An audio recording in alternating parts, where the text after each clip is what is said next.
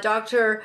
Hodkinson gets fired up, there is no stopping him. And I know that he is rip snorting upset about what is happening. And so, Dr. Hodkinson, I just welcome you to the show. Thank you for waiting in the background. I don't know what to tell you because I've got Bonnie Henry doubling down. You know, you can't even go to the gym. If you know, even if you're vaccinated, they're shutting down these things. It's so crazy that they're starting to, you know, turn the entire population against them, but they don't seem to be relenting in Canada. What is it going to take? The truth will always out. It's just a matter of time. We don't have time to wait for the courts to make decisions that are going to influence events. There will be a few decisions of that nature, but the overwhelming effect is going to be mass indignation, demonstrations, civil disobedience, getting the attention of the idiots running the show, trying to run the show. It's been the inmates running the asylum for 2 years. I said over a year ago, this is a hoax, the scale of which has never been seen before. The fortune teller is now saying, in terms of the old politics, you're done. You're done. You've lost our respect. We don't trust you anymore. I think I've been saying this publicly, Laura-Lynn. I believe that COVID, to a large extent, is a very fortunate event because we've been losing freedoms progressively over decades, little bit by little bit by little bit. Each slice that is survivable and people don't want to react to it. But this has reached the point now with COVID where I hope everyone can see how evil government and bureaucracy can be without any evidence for their actions. And I think it's going to be the start internationally of a new politics that are based upon traditions, freedoms, culture, the need to be honest.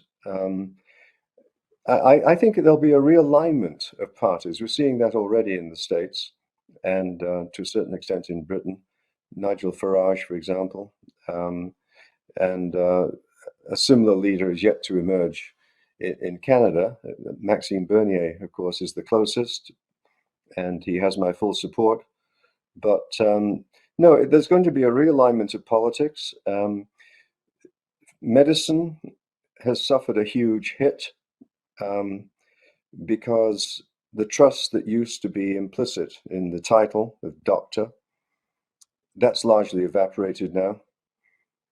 Doctors, many people will think, just can't be trusted anymore. Am I being told the truth this time? Because I certainly wasn't being told the truth for 2 years about COVID. You were actually silent when you should have been vocal. That's what many people will think of their doctor now. And that doesn't bode well for the reputation of the profession, which has been painfully acquired over centuries of work representing the interests of an individual in front of you, the patient.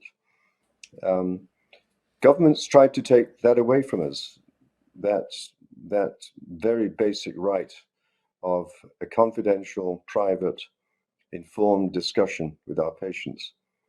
Governments tried to muscle in on medicine, and we won't forgive them, and I doubt that the population will forgive medicine for going along with it.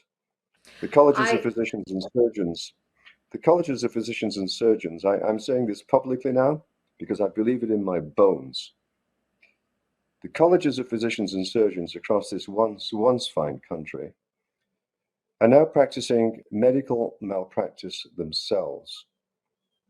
They are there to protect you from me, to make sure I'm not doing bad things. And with COVID, instead of doing that, they've become government's disciple in enforcing these ridiculous actions that have no basis in evidence-based medicine. And so I say this to the colleges: you are co-conspirators in state-sanctioned murder. Murder. because you knew what was going on with lockdowns. You know what's going on now with vaccines. The evidence was in plain sight, and you chose to ignore it.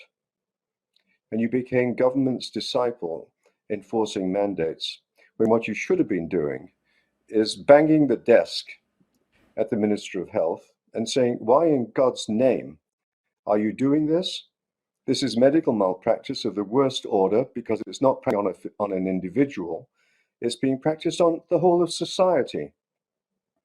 The two principal medical ethics of first do no harm and informed consent have been brutally trampled on by government. And that is despicable, absolutely horrifying. We've earned that right over decades as a profession to do what we believe is right for the person in front of us who's sick, using sometimes drugs that are off-label, approved for other purposes, safe, but off-label. And hydrochloroquine were deemed to be unavailable. You will not prescribe it. Pharmacists will not dispense it. And if you were stupid enough to do that, they threatened to take away your license and your living. It can't get more terrible than that. So I think the general public will have learned a great deal from this episode about the importance of standing up for freedom when you see it being sliced away. And the future will, I think, be very, very different. I appreciate you saying that. It comes from a place of your expertise, your education. If anybody can speak to this issue, you certainly can. You know what you're talking about. I appreciated you bringing up Maxime Bernier. I have a quote that he said today. As I wrote a few days ago, politicians and the media have been dehumanizing the unvaccinated for months. This is the result. 27% of Canadians have become fascist monsters who thinks it's justified to use violence against their peaceful fellow citizens. And that is in response to more than 1 in 4 Canadians support jail time for the unvaccinated. The mainstream media has played an extremely terrible role in all of this. And as I played a clip at the start of this show where the Ontario Health Minister Elliott is asking medical associations to investigate doctors like yourself, doctors who are spreading what they say, spreading COVID vaccination misinformation. So while Boris Johnson is taking the mandates out because he could potentially be voted out today, so he's decided he's maybe going to get on the side of truth. Dr. Hodkinson, my concern is for Canada that we have a mainstream media not at all yet to the place where they are understanding what's truly going on. And they seem to be bought, and I mean bought, paid for with money, COVID dollars, to tell lies. I couldn't agree more. The media used to be a trusted source of news and information, and it is no longer. You just have to look at the front of any newspaper. It used to be a headline on the front page. Now it's an advertisement. They're an industry that's dying because of the electronic media. And of course, when Mr. Fancy Socks stuffed their mouths with gold, they decided it was better to toe the line, didn't they? Because you don't bite the hand that feeds you. Despicable reaction by the print media. And of course, the electronic media are being run by woke plutocrats down in California who have their own vision of the Great Reset. Let me be a little bit more prophetic in terms of the significance of COVID being the point of the spear, so to speak. There is going to be a Great Reset.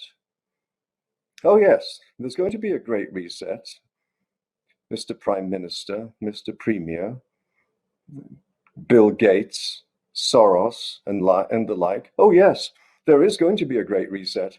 And you know what? We're going to be the resetters. And you're not part of the picture anymore. You're trash. You're going to be hounded in the courts. You are evil. People that did less than you during World War II, hung. They hung because they killed people, and you are killing people. You're not just killing people, you're denying children the right of an education and an upbringing that appreciates nonverbal communication, that trusts adults. Despicable actions.